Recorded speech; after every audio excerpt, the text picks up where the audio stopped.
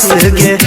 मोटा गेल पीके कोना जूस गे एहन कोनो बात नहीं छै छोड़ी लागै छही बड़ खुश गे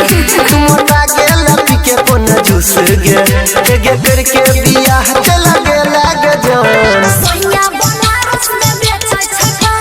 खोलने छियै हम चुआ के दुकान सोनिया बनारस में बेचै छै खोलने छियै हम चुआ के दुकान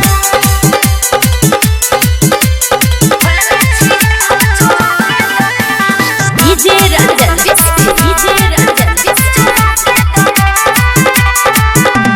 टोला मोहल्ला में छौ तोरे नाम के अब छै ग्राहक रोज सुबह शाम में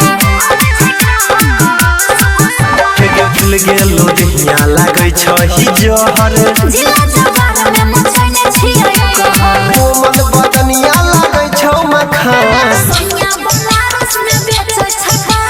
खोलने छियै हम चुआ के दुकान सोनिया बनारस में बेचै छै खोलने छियै हम चुआ के दुकान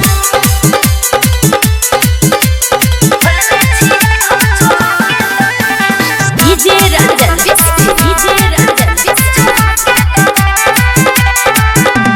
गतरे गतर पूरा मारै छौ लाइट गे 10,000 सब लै छै फुल नाइट में